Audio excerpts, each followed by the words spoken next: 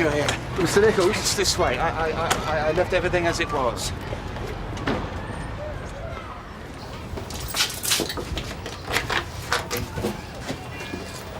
Where is he? Down the end in the kitchen.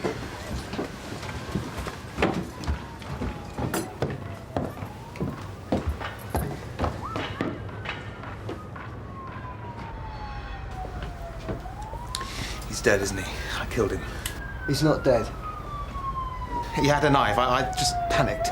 It's Carl Wallington. You know him? What did you hit him with? The iron. Really?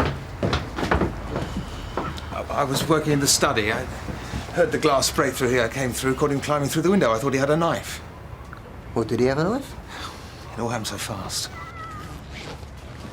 How many times did you hit him? I don't know. Once? Twice? I don't know. More than twice? I don't remember. What, you heard the window break?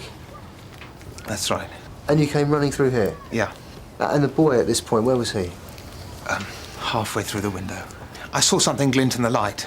And you thought it was a knife? Yes. Well, there's no sign of one.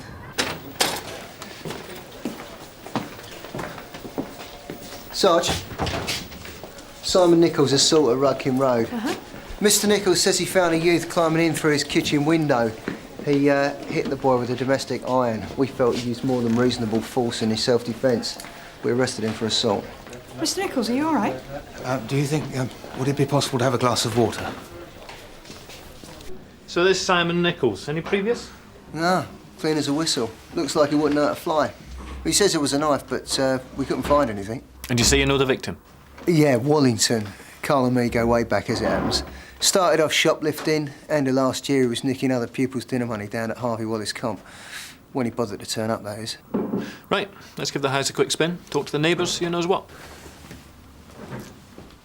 Looks like the victim entered the premises using this brick to break the window, then undoing the sash from the inside. There's fingerprints all over the sill. We'll be checking them out. And the assault weapon? Well, there's clear traces of blood and tissue on the iron, so I wouldn't have thought you'd need to look much further than that. Looks like someone's been moving the furniture. Probably uniform, looking for a knife. Les enfants de Paris. They don't have that down my local video shop. Yeah, well, I don't think Schwarzenegger was in that, was he? Dave said he was some kind of film journalist. Eternal student, more like. Right, let's go and talk to some neighbours.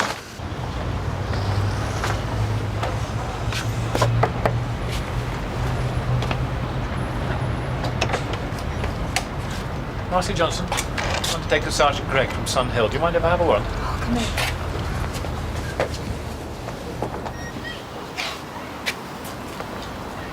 Is there any way someone could get in from the back here? Oh yeah, that fence over there has got a gate in it. But you didn't see or hear anything unusual? No, I was in the front room all afternoon. No sound of breaking glass? There's so much racket round here I can hardly hear myself think. You know that's his third time this month. Really? Been broken into twice in the last 3 weeks. It's those kids from Antrim Green, they're always coming over. Mind you, he was asking for it. How do you mean? Well, I came out here this lunchtime and what's he done?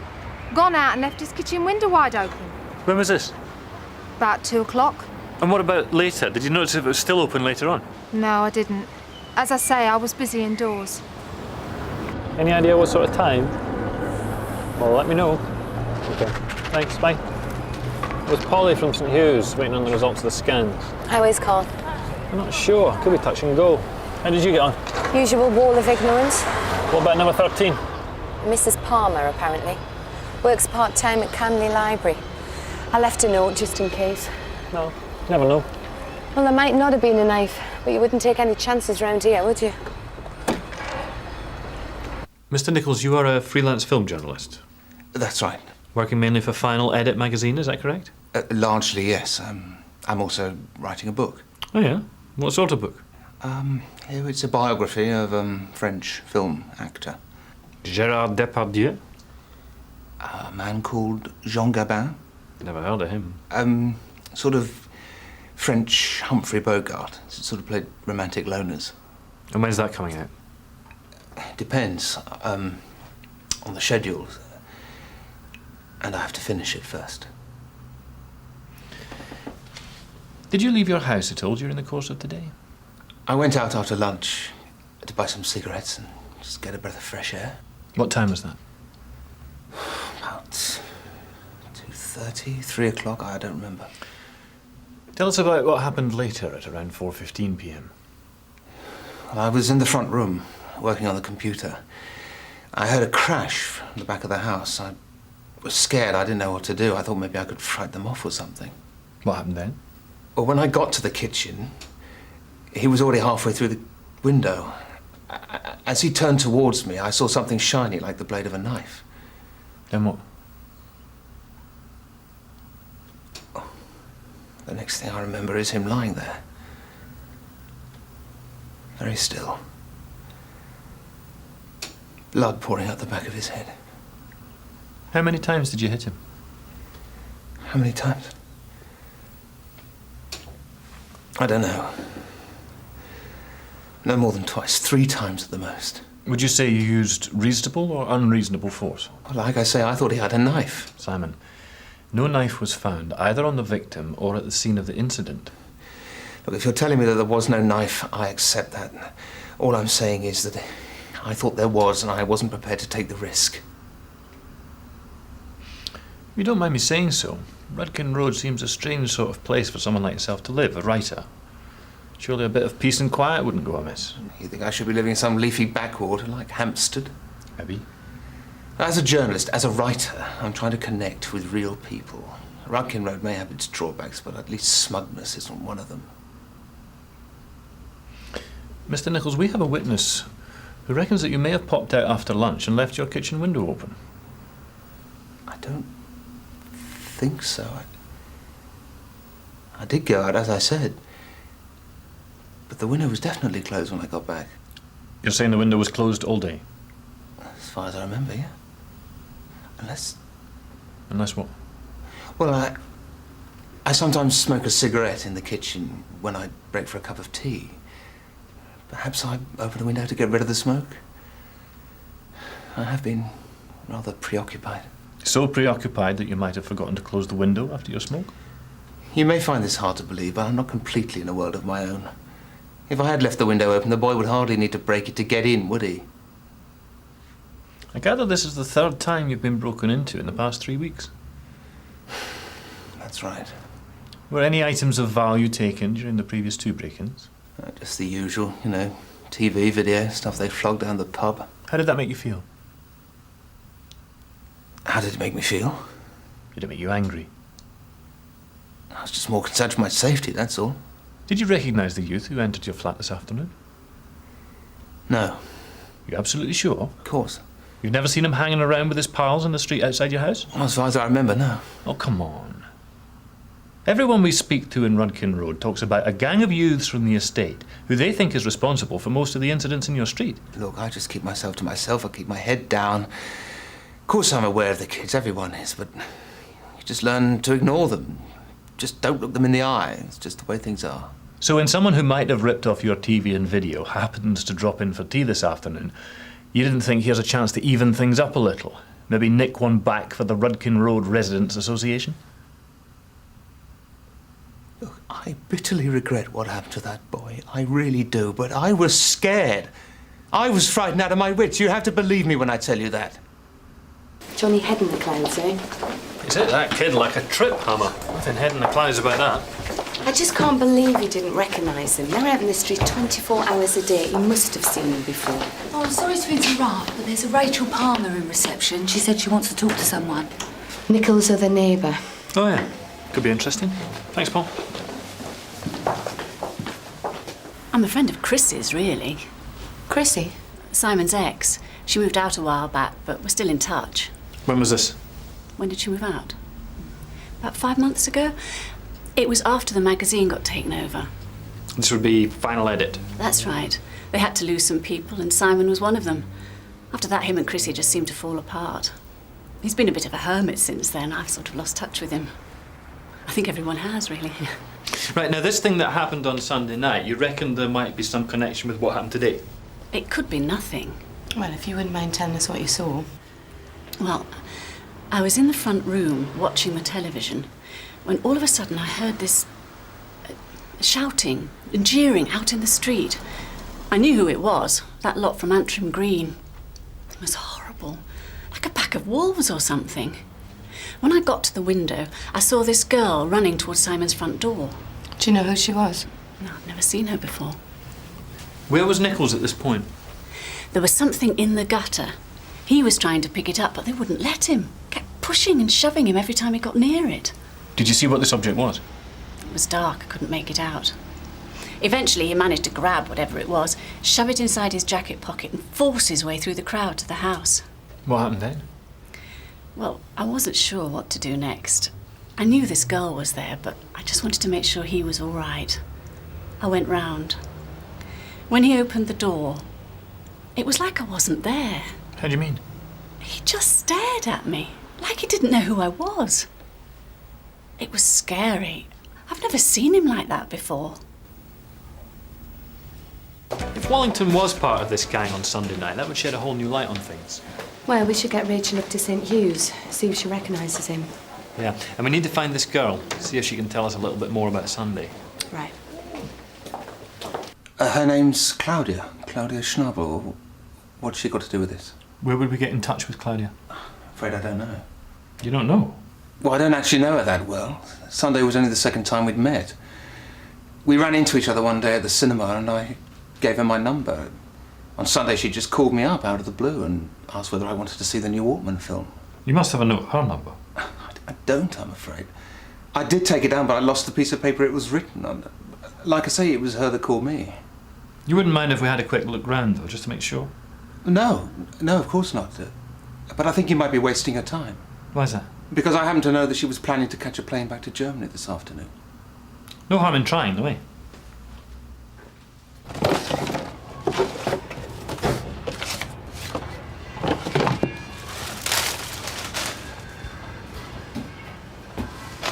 Book's obviously going well then.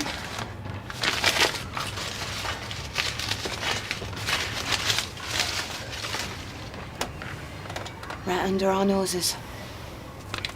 Claudia S. Lucky we caught you. Lucky? Why? Before you went back to Germany. Who told you I was going back to Germany? Miss Schnabel, are you familiar with a man by the name of Nichols? Nichols. Ah, you mean Simon with the glasses? Why'd you ask? Just routine inquiries. Is he all right? Were you with Mr. Nichols last Sunday night? Yeah, he called me up. We went to the cinema. And did you go back to his house afterwards? Yeah, he told me he had this really cool house in the East End and that he was working for a film magazine and that he was writing a book he wanted to show me. So, I thought, why not? I mean, he's a little bit of a strange guy, but he's interesting. But when we got there, I couldn't believe it. What couldn't you believe? Oh, these kids. A bunch of 14-year-old kids. What happened? Well, at first, I thought it was some kind of joke, But then they took his glasses and they smashed them into the gutter. I thought he was going to get hurt real bad. And was he? No, they just stood there laughing at him. Laughing and calling out names. Would you recognize any of these kids again? Maybe. No, I'm not so sure. And what happened after? After, we didn't talk too much. He was in a kind of crazy mood. When you say crazy? Like I couldn't get through to him. Like he was in a different world. So I made a cup of coffee and I left. Seems to me the kind of mood he was in, he might have wanted to hurt the kid that did that to him. Yeah?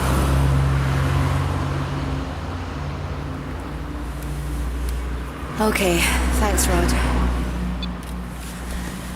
Palmer's only 50-50 about Carl. She's saying she didn't get a proper look at him on Sunday night. There's only one thing for it. What? We're gonna have to go and talk to the Antrim Green posse. Oh, I can't wait. John!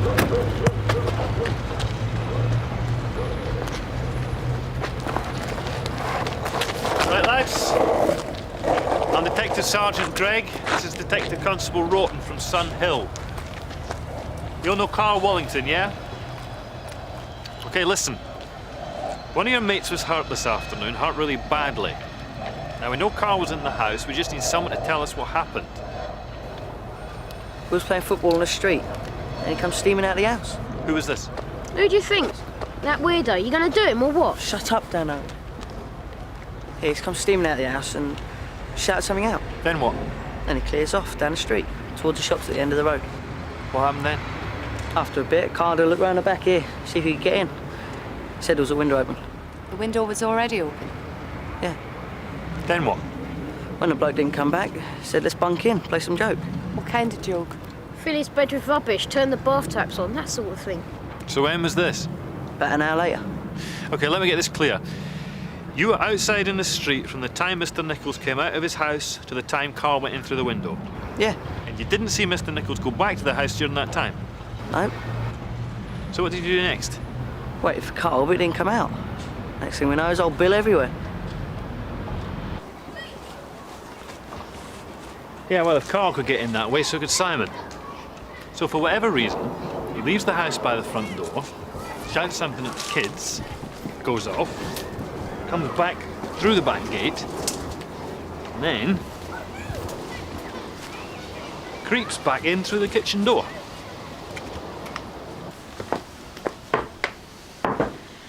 If that's what Simon did, he was either frightened or he didn't want them to know he was in the house. Exactly. Did you say that uniform had moved this cooker? That's what the DSE reckoned. Sarge, SO3's just got back. Seems like Wallington's prints were all over the frame and the sill, but not on the catch itself. Thanks, Polly. Oh, Polly. When you were looking for the knife in the kitchen, do you remember moving the cooker at all? No, Sarge. Thanks, Polly. Right. Would you like to tell us, in your own words, what did actually happen on Sunday night? I don't see the connection. Just tell us what happened. Some kids called out. There was a bit of pushing and shoving. My glasses got knocked to the ground. It was no big deal. That's not how Claudia Schnabel remembers it. Sorry? Claudia reckons that when she left you, you were in a bit of a state. I was embarrassed, all right? I admit I was embarrassed. In what way embarrassed? Well, to be shown up like that in front of a friend. I thought it was no big deal. Well, I didn't think it was relevant. What is this? You told us that you went to buy cigarettes at around 2:30, 3 o'clock this afternoon. How long were you gone? I don't know, 15, 20 minutes. Were the youths outside your house when you got back? Yes. They say they didn't see you. Sorry? They say they didn't see you when you got back from the shops. I came round the back. A little louder, please, for the tape. I said I came round the back. And why did you do that? I just had enough. Had enough of what? The hassle. So why did you provoke them? Why did I what? Why did you shout at them on your way to the shops? Why did I shout at them? We have a witness who clearly remembers you shouting something out as you left the house. Look, okay, I admit it. Maybe it was a stupid thing to do, but they were driving me mad. Kicking their football up against the wall of the house. What did you shout out? I just told them to get off my back. Go and use someone else's front door as a goalpost. That was it? That's all I said. Earlier on, you told us that you work for Final Edit magazine. Yeah. We've spoken to someone who reckons that that actually isn't true either. What? That you were made redundant in June or July of last year. Is this Rachel? Were you or weren't you? Well, it's not quite as straightforward as that. I've been doing a lot more freelance work recently so I could concentrate more on my book. And how is that going? Look, what is this? Why did you leave the kitchen window open when you went to the shops? I didn't. We have 2 separate witnesses who reckon that you did. Oh, that's ridiculous. Where were you when Carl Wallington entered your property? I told you I was in the front room. How many times did you hit him? Look. 3 times, 4 times? I don't remember. How did it feel? What? How did it feel? What do you mean? Did it feel good? What is this? Look, okay. I admit maybe I did go in a bit hard, I don't know, but when I saw him coming through the window, I don't know, I suppose I just lost it for a second. Why did you move the cooker from the corner by the window? What? The cooker. There are fresh marks on the floor in the kitchen. Looks to me like someone's been moving that cooker around. I was doing some cleaning. the walls, you know, behind the fridge and the cooker. Oh, come off it, Mr. Nichols. What? Nobody's lifted a finger in that house this last half year, have they? Not since Chrissy left. Why would you suddenly decide to clean behind the cooker? I'll tell you another thing that's puzzling me. What? We've just had some results back from the yard. What results? Carl Wallington's prints are all over the sill. They're all over the sill and they're all over the frame. The only place they're not is on the catch. So? So, I'm just wondering how he managed to open the window without using the catch. What are you saying? Unless, of course, it wasn't fastened. Unless, of course, the window was open already. In which case, all he had to do was slide the window up the rest of the way, shin up onto the sill, and Bob's your uncle. Is that not right? You laid a trap, didn't you? No. A trap for Carl Wallington? No. Maybe not Carl in particular, but a trap all the same. This is ridiculous. You opened the window. Complete fantasy. You left the house by the front door, you shouted open encouragement to the boys in the street, and you headed off in the direction of the shops. You re-entered the house via the back alleyway, you moved the cooker from the corner, and you waited. No. You simply waited for the bait to be Look, taken. I told you I just lost it for a second. I don't think you did just lose it for a second, Simon. Face it, your life is out of control. You've lost your job at the magazine, you lost your girlfriend, your book's going nowhere. No. You've had your nose rubbed in the dirt in face of a potential new girlfriend. But what you did to that boy, what you did to Carl Wallington, you did that in cold blood, didn't you? Not in the heat of the moment when he broke your glasses in the street. You waited 3 days. For 3 days you plotted your revenge.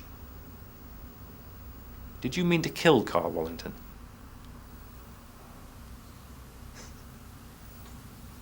He was just laughing at me. Did you mean to kill him? A boy of 15, laughing at me like that. You struck that boy repeatedly on the head. You know, he told Claudia how he'd broken into my house, how he'd do it again, and how he'd keep on doing it till he got bored, decided he wanted to go and torment someone else. What was going through your mind when you assaulted that boy?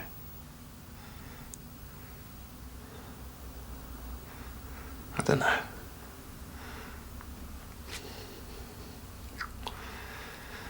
I don't know what I was doing. I don't know anything.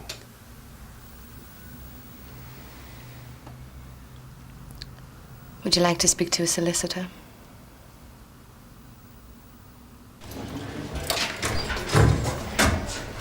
Sarge, we've just had a message from St. Hugh's. What's the latest? Well, the scan's not showing any clotting, so it looks like Carl might be okay. Luckily for Nichols. Do you think Carl will press charges? What, enough to explain what he was doing in the house in the first place? I reckon there's more chance of him reading Nichols' book than this going to court.